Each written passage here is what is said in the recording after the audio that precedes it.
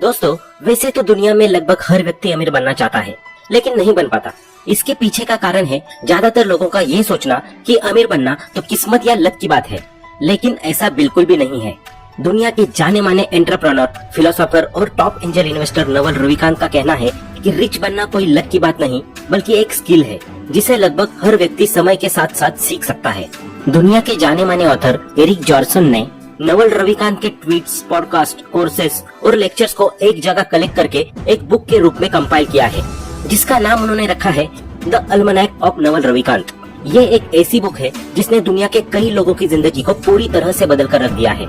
आज के इस वीडियो में हम इसी बुक के बारे में बात करेंगे और नवल रविकांत से सीखेंगे कि कैसे हम भी रिच और सक्सेसफुल बन सकते हैं, कैसे हम भी अपनी वेल्थ बनाकर जल्द से जल्द फाइनेंशियल रूप से फ्री हो सकते हैं, ताकि जीवन भर किसी कंपनी में 9 to 5 जाकर अपनी लाइफ को बर्बाद ना करना पड़े। लेकिन उससे पहले हम जानते हैं नवल रविकांत की लाइफ के बारे में। नवल रविकांत का जन्म 1974 में दिल्ली में हुआ था। वे सिर्फ 4 साल के थे जब उनके फादर उनकी फैमिली को छोड़कर चले गए थे। उनका और उनके भाई कमल का पालन पोषण उनकी माँ के द्वारा किया गया। नवल की उम्र जब 9 साल की हुई थी तो उनकी माँ ने डिसीजन लिया कि वे अपने दोनों बेटों के साथ यूएस शिफ्ट हो जाएंगी। अपने बच्चों के भविष्य को बनाने के लिए 1983 में उनकी माँ कमल और नवल के साथ यूएस पहुंच गई। यूएस पहुंचकर नवल की फैमिली न्यूयॉर्क के क्वींस में रहने लगी। स्टार्टिंग में उनकी फैमिली को बहुत परेशानियों का सामना करना पड़ा, क्योंकि न्यूयॉर्क के जिस इलाके में वे रहते थे उधर क्राइम रेट बहुत ही ज्यादा थी। इसके बावजूद भी उनकी माँ ने दोनों बेटों की पढ़ाइयों पर कोई असर नहीं पड़ने दिया। वे उन दोनों को एजुकेट होने के लिए मोटिवेट करती रही। इंट्रोवर्ट और शर्मीले स्वभाव के होने के कारण नवल किसी से ज्यादा बातचीत नहीं करते थे, इसलिए उनका कोई दोस्त नहीं था और वे अपना पूरा टाइम लाइब्रेरी में ही स्पेंड करते थे। वे घर भी तभी जाते थे जब लाइब्रेरी बंद हो जाती थी। उन्होंने बहुत कम उम्र में ही दुनिया के ग्रेटेस्ट लोगों के बारे में पढ़ लिया था।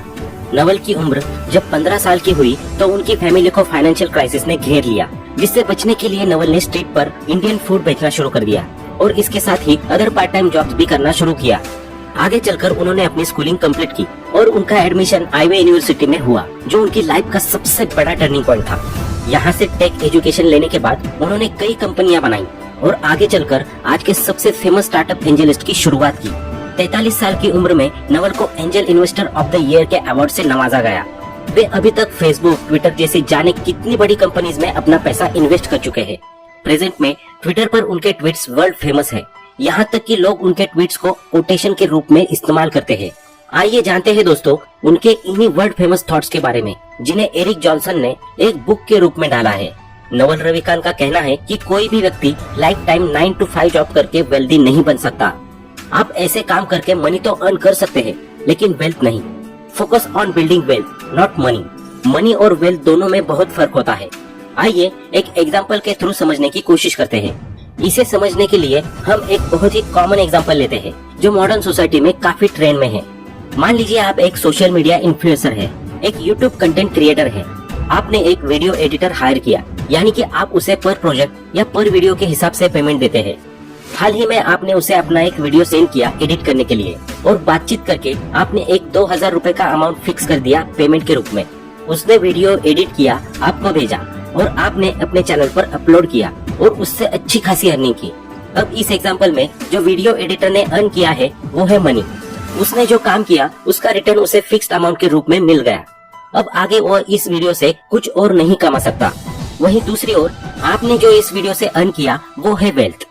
ऐसा इसलिए क्योंकि जब तक इंटरनेट रहेगा, यूट्यूब रहेगा और यूट्यूब पर आपका चैनल रहेगा, तब तक आपका ये वीडियो चलेगा और आपको पैसा कमा कर देगा। आपको रोज उठकर ये सेम परफॉर्मेंस या सेम वीडियो नहीं बनाना है। आपने एक बार वीडियो अपलोड कर दिया बस, अब ये अपने आप चलता रहेगा और आपको अर्निंग देता रहेगा। आप जब सो भी रहे होंगे तब भी आपका ये वीडियो इंटरनेट पर आपके हिस्से का काम कर रहा होगा और आपके लिए पैसे अर्न कर रहा होगा। जबकि अगर बात वीडियो एडिटर की जाए तो इसे इस वीडियो से सिर्फ एक बार ही पैसा मिला। अब अगर उसे और पैसा चाहिए तो उसे दूसरे वीडियो पर काम करना पड़ेगा और वो वीडियो भी उसे एक फिक्स अमाउंट ही देगा और वो भी सिर्फ एक ही बार। यही डिफरेंस है मनी और वेल्थ में। मनी सिर्फ एक मीडियम है, जबकि वेल्थ आपके ओवरऑल लाइफ को चेंज करने की ताकत रखती है। जनरली हम लोग ये समझ लेते हैं कि जिस व्यक्ति के पास पैसा है वो एक वेल्दी पर्सन है, लेकिन ऐसा बिल्कुल भी नहीं है। इसका सबसे अच्छा एग्जांपल है टाइम पर लॉटरी जीतने वाले। जब भी कोई पर्सन लॉटरी जीतता है तो उसके पास पैसे तो तुरंत आ जाते हैं और वो अपने आप को अमीर समझने लगता है, लेकिन जल्द ही उसके पास कुछ भी नहीं बचता है। ज्यादातर देशों में ये देखा गया है कि लॉटरी जीतने वाले जितनी जल्दी अमीर बनते हैं, 2 साल के अंदर अंदर वो उतनी ही जल्दी बदतर हालत में भी पहुंच जाते हैं। ऐसा इसलिए होता है क्योंकि तुक्के से उनके पास पैसा तो आ गया, लेकिन उसे सस्टेन करने के लिए उनके पास स्किल नहीं है। यही फर्क होता है एक रिच और वेल्दी पर्सन में। Wealthy person always focus on their skill, और जब वे अपनी स्किल के मास्टर हो जाते हैं तो पैसा अपने आप उनकी तरफ अट्रैक्ट होने लगता है।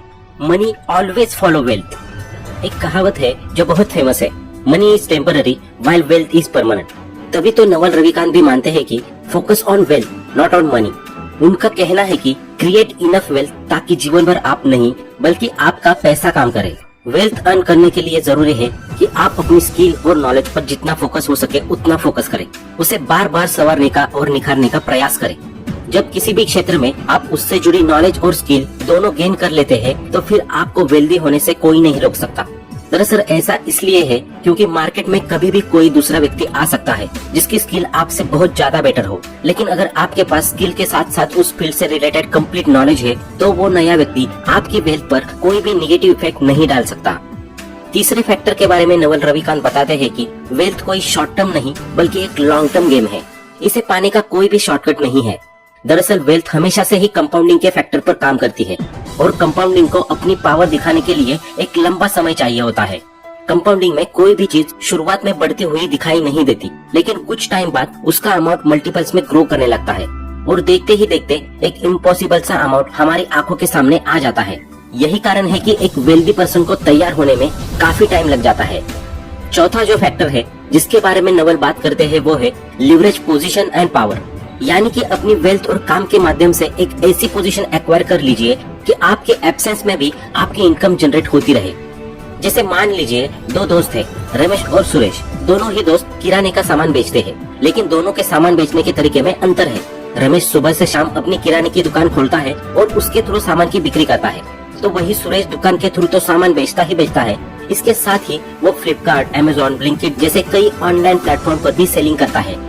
अब ऐसे में रमेश की कमाई केवल तभी तक होती है जब तक वो अपनी दुकान खोले रहता है, जबकि दूसरी तरफ सुरेश के कस्टमर ऑल ओवर इंडिया से उसके पास आते हैं और वो भी 24/7। जब सुरेश की दुकान का शटर डाउन होता है तब भी, और जब सुरेश गोवा में अपने फैमिली के साथ टूर पर होता है तब भी। इस एग्जाम्पल में सुरेश ने leverage position and power acquire कर ली है जो उसकी एब्सेंस में भी इनकम जनरेट कर रही है।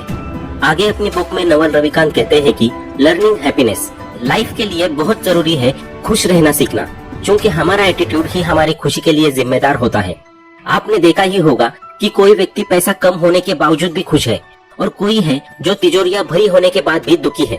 ये सारा गेम हमारे माइंडसेट का है। दरअसल होता यह है कि इस दुनिया में ज्यादातर लोग छोटी सी प्रॉब्लम आते ही दुखी हो जाते हैं और अपना पूरा दिमाग इसी में खराब करते रहते हैं कि आखिर ये मेरे साथ ही क्यों हो रहा है, जबकि इस वर्ल्ड में शायद ही ऐसा कोई व्यक्ति होगा जिसकी लाइफ एकदम स्मूथ चल रही होगी बिना किसी प्रॉब्लम के।